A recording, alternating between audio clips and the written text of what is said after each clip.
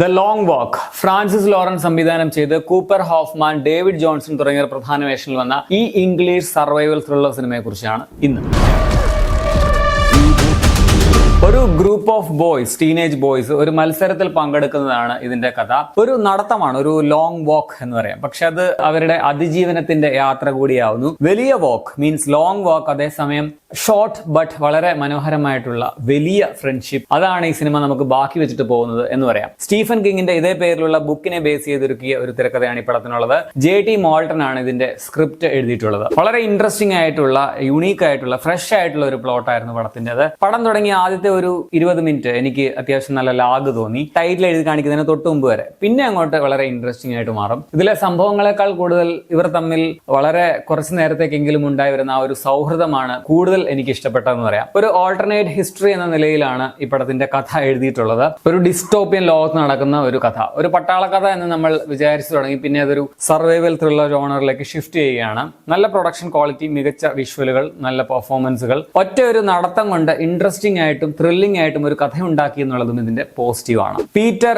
Ray, ഈ രണ്ട് characters ആണ് ഇതിലെ മെയിൻ അല്ലെങ്കിൽ നായകന്മാരെന്ന് പറയാം. കൂപ്പർ ഹോഫ്മാൻ ആണ് റേ ആയിട്ട് വന്നിട്ടുള്ളത്. കൂട്ടത്തിലെ ഏറ്റവും ഇമോഷണൽ ആയിട്ടുള്ള വളരെ നല്ലൊരു പയ്യനാണ് ഹോഫ്മാൻ. ആ ക്യാരക്ടർ വളരെ നന്നായിട്ട് തന്നെ ചെയ്തിട്ടുണ്ട്. അതുപോലെ തന്നെ പീറ്റർ ആയിട്ട് വന്ന ഡേവിഡ് ജോൺസൺ ഗ്രൂപ്പിൽ ഏറ്റവും മെച്യൂർഡ് ആയിട്ടുള്ള കഥാപാത്രമാണെന്ന് പറയാം. പുള്ളി വളരെ പ്രാക്ടിക്കൽ ആണ്, സെയിം ടൈം രണ്ടുപേരും വളരെ കൈൻഡ് ആണ്. അവർ തമ്മിലുള്ള ഒരു ഫ്രണ്ട്ഷിപ്പ് ഒക്കെ വളരെ ബ്യൂട്ടിഫുൾ ആയിട്ടാണ് കാണിച്ചിട്ടുള്ളത്. അതുപോലെ തന്നെ ഇതിലെ മറ്റ് കഥാപാത്രങ്ങൾ, ഓൾസൺ, ആർട്ട്, ഓരോരുത്തരും ഈ ലോങ് വാക്കിൽ പങ്കെടുക്കുന്ന ഓരോ ആൾക്കാരും അവരോടൊക്കെ നമുക്കൊരു ഇഷ്ടവും സഹതാപവും ഒക്കെ തോന്നും. അഭിനയിച്ച എല്ലാവരും നന്നായിട്ട് തന്നെ പെർഫോം ചെയ്തിട്ടുമുണ്ട്. ഇനി ഇത് ടെക്നിക്കലി പടം മികച്ചതാണ്. നല്ല ക്യാമറ, ലൊക്കേഷൻ, ഒപ്പം കളർ ടോണും നല്ലതാണ്. വളരെ മിതമായിട്ടുള്ള ബാക്ക്ഗ്രൗണ്ട് സ്കോർ ആണ് ഉപയോഗിച്ചിട്ടുള്ളത്, അതും കൊള്ളാം. പ്രൊഡക്ഷൻ ഡിസൈനും കൊള്ളാമായിരുന്നു. സംഭവം ഒരു സർവൈവൽ ത്രില്ലർ ആണ് എന്ന് പറയാം. പക്ഷെ ഒരു ഘട്ടത്തിൽ എത്തുമ്പോൾ ഇത് വളരെ ഡിപ്രസിംഗ് ആയിട്ടുള്ള, ഡിസ്റ്റർബിംഗ് ആയിട്ടുള്ള, സമാധാനം നഷ്ടപ്പെടുത്തുകയും ചെയ്യും എന്നുള്ളത് ഒരു കാര്യം തന്നെയാണ്. സോ ഡിപ്രഷൻ ഒക്കെ അനുഭവിക്കുന്നവർ ഈ പടം ഒന്നും കാണരുത് കേട്ടോ. Trigger warning. നിങ്ങളുടെ മാനസിക ആരോഗ്യത്തിന് അതത്ര നല്ലതൊന്നുമല്ല. പിന്നെ പടത്തിൽ തട്ട് നോക്കുമ്പോൾ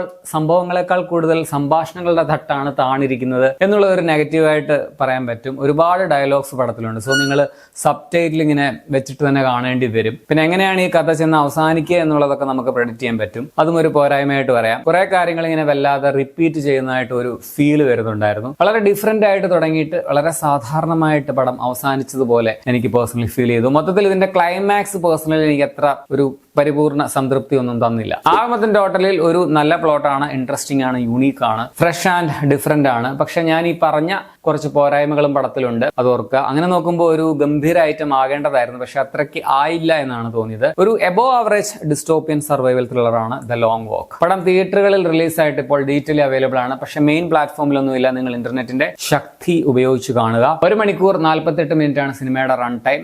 18+ ആണോ എന്ന് ചോദിച്ചാൽ അതെ. കുറെ കാര്യങ്ങൾ, ഇതിലെ കുറച്ച് വയലൻസ് സംഭവങ്ങളൊക്കെ പരിഗണിക്കുമ്പോൾ 18+ തന്നെ കുറച്ച് മനക്കെട്ടിയൊക്കെ ഉള്ള ആൾക്കാർ കാണേണ്ട ഒരു പടമാണെന്ന് ഞാൻ പറയും. അപ്പോൾ നിങ്ങൾ ഈ പടം കണ്ടുള്ളവരാണെങ്കിൽ നിങ്ങളുടെ അഭിപ്രായം കമന്റിൽ രേഖപ്പെടുത്തുമല്ലോ. ശരിയാണ്.